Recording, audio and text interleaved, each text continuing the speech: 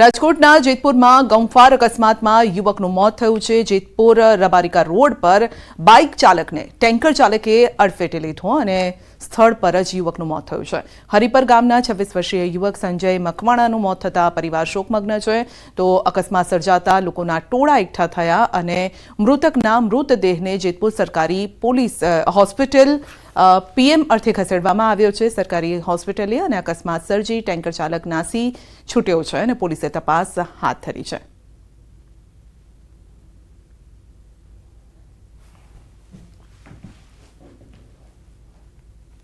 બુલેટિનમાં અત્યારે બસ આટલું જ। રજા આપશો। નમસ્કાર।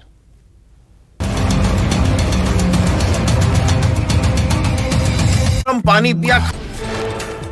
આણંદના આંકલાવમાં બંધક બનાવેલા શ્રમિકોને પોલીસે મુક્ત કરાવ્યા। ઈંટોના ભઠ્ઠામાં છેલ્લા 5 દિવસથી 27 શ્રમિકોને બનાવાયા હતા બંધક। શ્રમિકોને માર મારી જમવાનું પણ ન આપતા હોવાનો આરોપ।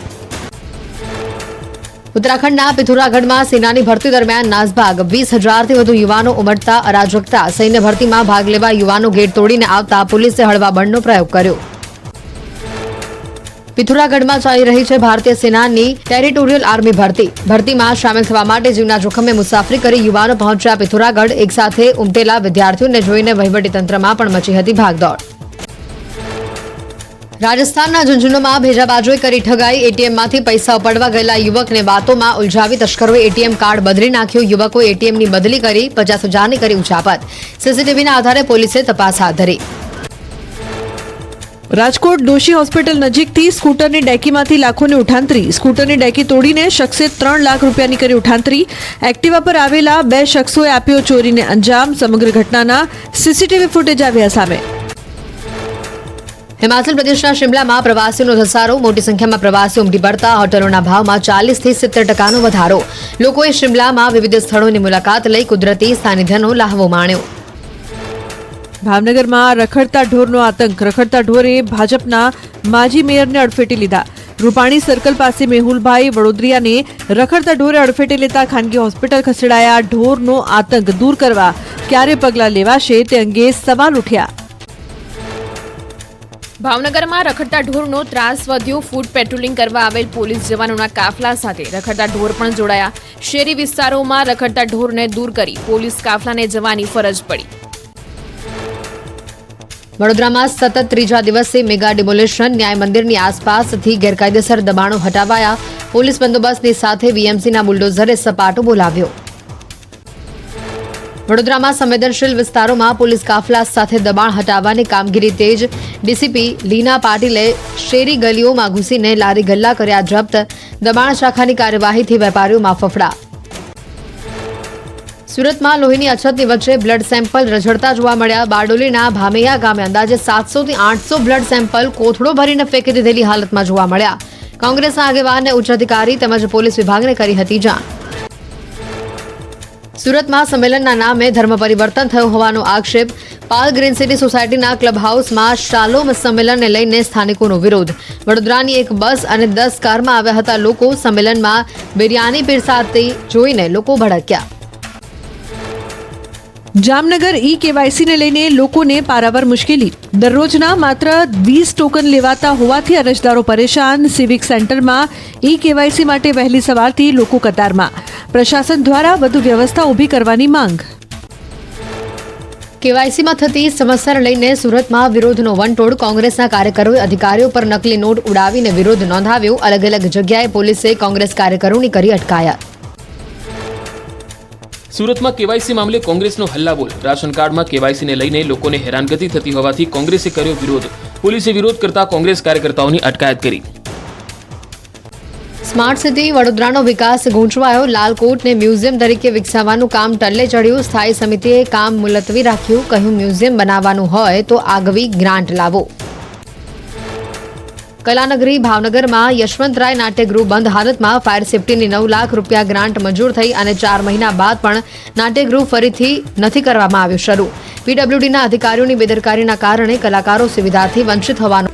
નમસ્કાર, આપ જોઈ રહ્યા છો ગુજરાતની number 1 news channel news 18 Gujarati. આપણું ગુજરાત સાથે હું છું સિદ્ધાર્થ તવાકિયા। મહત્વના સમાચારથી કરીએ શરૂઆત।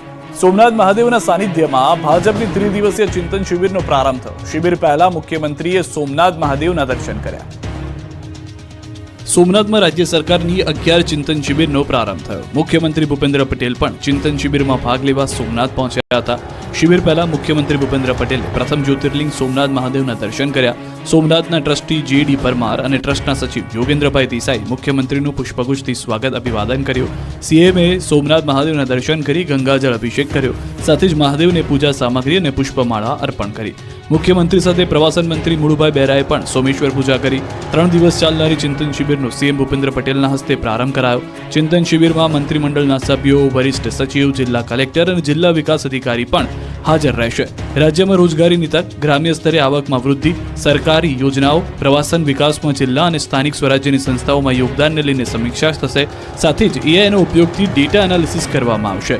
તો શિબિરના અંતિમ દિવસે બેસ્ટ ડીડીઓ અને બેસ્ટ કલેક્ટરને એવોર્ડ પણ આપી સન્માનિત કરાશે. ગિરનાર પર્વત પર અંબાજી મંદિરના મહંત બ્રહ્મલીન થતા જ ગાદીનો વિવાદ ચરમસીમાએ પહોંચ્યો છે. અંબાજી મંદિરના મહંત તનસુખગીરી બ્રહ્મલીન થયા બાદ અખાડાના હરિગીરીજી મહારાજે મંદિરના મહંત તરીકે પ્રેમગીરીની જાહેરાત કરતા જ વિવાદ વકર્યો. બ્રહ્મલીન તનસુખગીરીના સમર્થકો અને તેમના પરિવારજનોએ મહંત તરીકે પ્રેમગીરીની જાહેરાત સામે ઉગ્ર રોષ વ્યક્ત કર્યો. વિરોધ એટલી હદ સુધી વકર્યો કે પોલીસ બોલાવવાની ફરજ પડી. સાધુની પરંપરા પ્રમાણે કોઈ સાધુ દેવલોક પામે ત્યારબાદ ધૂળ લૂંટની વિધિ કરવામાં આવે છે. તનસુખગીરી બાપુની ધૂળ લૂંટની પરંપરામાં જ હોબાળો મચી ગયો. તનસુખગીરીના પરિવારજનોએ અખાડાના હરિગીરીજી મહારાજનો વિરોધ કરી સામૂહિક આત્મવિલોપનની ચીમકી ઉચ્ચારી. પરિવારની માંગ છે કે તેઓ તનસુખગીરી બાપુના સીધા વારસદાર છે, જેથી તેમના પરિવારમાંથી કોઈને મહંતનું પદ મળવું જોઈએ. વિધિમાં હરિગીરીજી મહારાજનો વિરોધ થતા મોટાભાગના સંતો ત્યાંથી નીકળી ગયા હતા. જોકે સાધુ સંતોનું કહેવું છે કે અખાડાની પરંપરા પ્રમાણે ઇન્દ્રભારતી બાપુ અને હરિગીરી મહારાજે આ નિર્ણય કર્યો છે. જોકે તેમનું કહેવું છે કે સમગ્ર મામલે જિલ્લા કલેક્ટર જે નિર્ણય કરશે તે પ્રમાણે ચાલીશું. ભાવનગરમાં રખડતા ઢોરનો ત્રાસ સતત વધી રહ્યો છે. હવે રખડતા ઢોરની અડફેટે ભાવનગરના પૂર્વ મેયર પણ આવી ગયા. ભાવનગરમાં રખડતા ઢોરના આતંકની ઘટના સતત સામે આવે છે. અત્યાર સુધી રખડતા ઢોર સામાન્ય નાગરિકોને અડફેટે લઈ રહ્યા હતા, પરંતુ હવે ખુદ ભાવનગરના પૂર્વ મેયર મેહુલ વડોદરિયા રખડતા ઢોરની અડફેટે આવી ગયા. શહેરના પૂર્વ મેયર અને ભાજપના સિનિયર નેતા મેહુલ વડોદરિયા પોતાના સ્કૂટર પર રૂપાણી સર્કલ નજીકથી પસાર થઈ રહ્યા હતા. તે સમયે અચાનક જ રખડતા ઢોરે તેમને અડફેટે લીધા. ઘટનામાં પૂર્વ મેયર મેહુલ વડોદરિયા ઈજા થતા સારવાર માટે હોસ્પિટલ ખસેડાયા.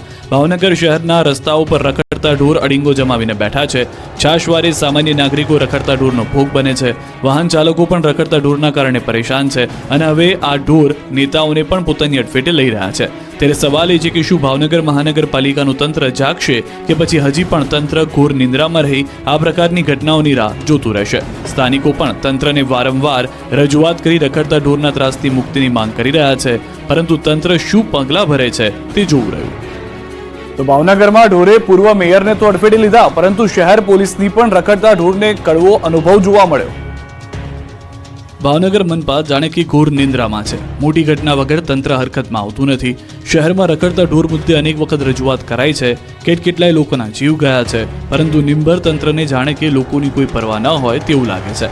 આ વખતે પોલીસ વિભાગને પણ કડવો અનુભવ થયો. શહેરમાં રખડતા ઢોરે પોલીસને પણ બાજુમાં ખસેડી દીધા.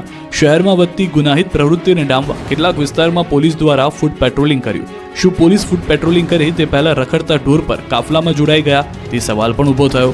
બી ડિવિઝન પોલીસ વિસ્તારમાં ફૂટ પેટ્રોલિંગ થઈ રહ્યું હતું. રેન્જ આઈજી ગૌતમ પરમાર અને એસપી હર્ષદ પટેલ પણ હાજર હતા. તેવામાં કેટલાક ઢોર આવી ચડ્યા. ફૂટ પેટ્રોલિંગ દરમિયાન રખડતા ઢોર દોડતા જોવા મળ્યા. શહેરના માર્ગ પર જ નહીં, પરંતુ શહેરી વિસ્તારમાં પણ રખડતા ઢોરનો ત્રાસ વધ્યો છે. ઢોરને આવતા જોઈ અધિકારીઓ પણ ખસી ગયા. પોલીસ જવાનોએ ઢોરને રસ્તો આપી જવા દેવા પડ્યા. રાજકોટમાં 181 ગામના લોકોનું આરોગ્ય જોખમાયું છે. છેલ્લા 1 મહિનાથી ટેસ્ટિંગ વગર પીવાનું પાણી વિતરણ થાય છે. કેમિસ્ટ જ નથી, કેમિસ્ટની નિમણૂક કરવામાં નથી આવી. રાજકોટના 181 ગામના લોકો રામ ભરોસે પી રહ્યા છે પાણી. લોકોના આરોગ્ય સાથે થઈ રહ્યા છે ચેડા. જેતપુરની વોટર ટેસ્ટિંગ લેબમાં છેલ્લા 1 મહિનાથી પાણીનું ટેસ્ટિંગ ન થતા 181 ગામમાં કોઈ પણ જાતની ચકાસણી વગર પાણીનું વિતરણ કરાઈ રહ્યું છે. રાજકોટ જિલ્લામાં પગાર ન મળતા વોટર ટેસ્ટિંગ લેબના કર્મચારીઓ હડતાલ પર ઉતરી ગયા છે. જેતપુર, ધોરાજી, ઉપલેટા, જામકંડોરણા, ભાયાવદરના ગામડાઓમાં જે પાણી વિતરણ કરવામાં આવે છે તેનું ટેસ્ટિંગ જેતપુર વોટર ટેસ્ટ લેબમાં થાય છે. જોકે કર્મચારીઓને પગાર ન ચૂકવાતા અને લેબમાં કેમિસ્ટ ન હોવાથી છેલ્લા 1 મહિનાથી પાણીનું ટેસ્ટિંગ જ નથી થઈ રહ્યું.